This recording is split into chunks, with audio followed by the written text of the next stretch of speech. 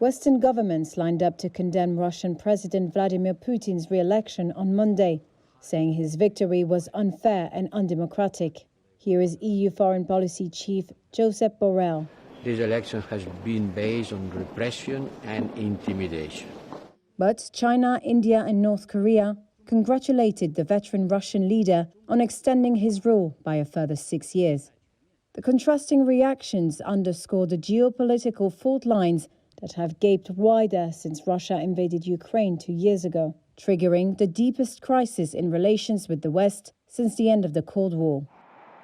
The Kremlin dismissed the criticism, claiming the 87% of the vote won by Putin during the 3-day election showed that the Russian people were consolidating around him.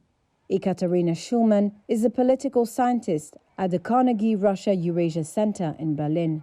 You can't really keep a straight face and say, yes, we really suppose 87% of Russians voted either electronically or offline for the president. This is an impossible result. Again, it's absurd. So whatever this electoral exercise was, the results of it do not represent the will of the Russian people. We do not know what that will may be had they been given a choice. But they have not been given a choice.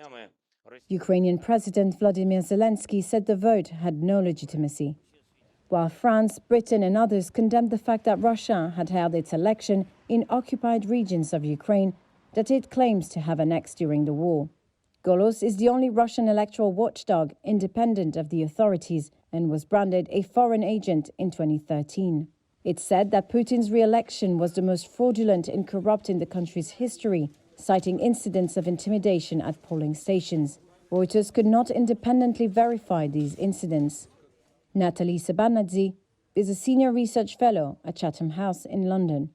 While Russia is waging war in Ukraine, Putin is waging special operation inside Russia.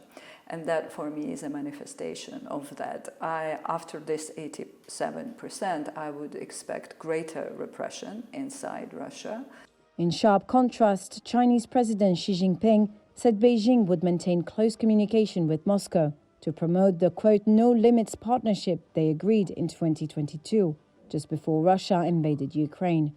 Indian Prime Minister Narendra Modi echoed that message, while North Korean leader Kim Jong-un and Iran's President Ibrahim Raisi also stressed their desire for stronger bilateral relations with Russia.